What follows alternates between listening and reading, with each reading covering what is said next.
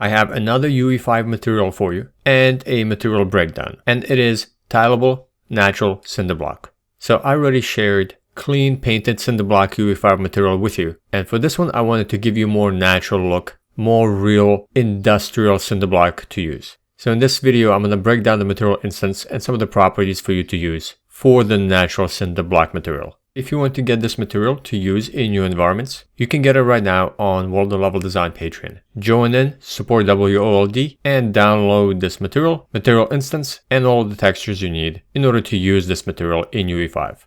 After downloading the assets, make sure that you place all the content, the UE5 assets, into your existing project by going to the downloaded asset folder, UE5 project name, into the content folder, and then copy and paste this WoLD Patreon into your existing project, into your content directory. You can quickly get access to your content directory for your project by right-clicking on the icon inside the Epic Games launcher and going to Show in Folder. This will take you into the project directory and then navigate into the content folder, and you need to copy and paste the WoLD Patreon into this folder so you have it right here. If you already have this folder inside your existing project, just merge the content, or you can place all these files that are within the downloaded Patreon folder individually and manually. So you would just place materials into the varied miscellaneous into the materials folder and textures into the textures folder. Just make sure the most important part is you match the folder structure that you see inside the downloaded directory, WoLD Patreon, varied miscellaneous, and copy and paste into the appropriate subfolders that you see in the downloaded folder. So it just needs to match one-to-one, and it must be inside your content directory of your project. So just simply match it one-to-one.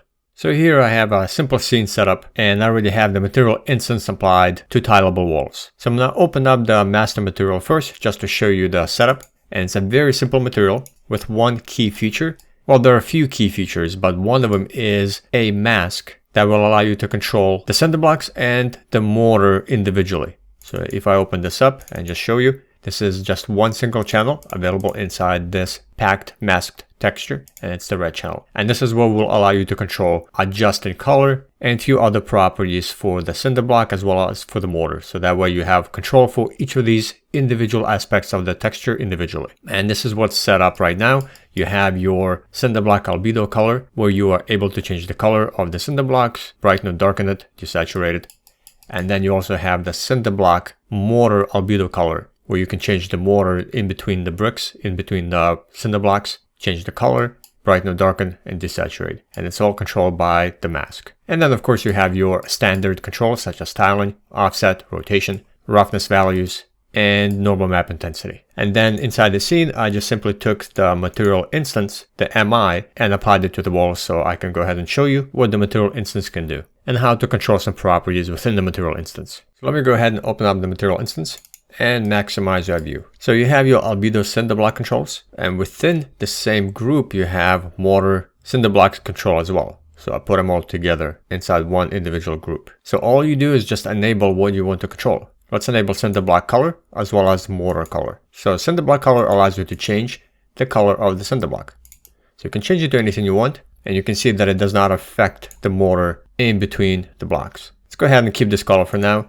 And you can also change the mortar color to something else by enabling that property and then changing the color to anything you want. Now, of course, you're not going to be using crazy colors for this unless you're going for some kind of different style and a different visual artistic direction. So most likely you'll be darkening or brightening the cinder blocks and the mortar color. So let me go ahead and reset these values and disable the color. And let's just go along with simple cinder block brighten or darken for both, for the mortar and the cinder block. So here you can just brighten or darken the cinder blocks and then also brighten or darken the mortar color. So it gives you that nice control over two properties that's often missing in materials. And some cinder blocks you'll have that mortar brighter, and others you will have it darker, and you have that control. And of course you have your desaturate for mortar and cinder block. These don't really apply if you have more of a grayscale look to your cinder blocks. And I would only use these if you have color applied to your cinder blocks. That's where really the saturate and desaturate is more visually apparent. You can then swap out your textures for something else if you have them. So I gave you that ability if you want to just swap your albedo, your normal map, and your roughness for something else while using and retaining these controls. They're not going to really work unless you also swap out the mask as well. I did not include the mask as part of the setup to change, but you can just turn that into parameter and you'll get access inside the material instance. You also have normal map controls, so you can adjust the intensity of it. Let me get a little closer right here.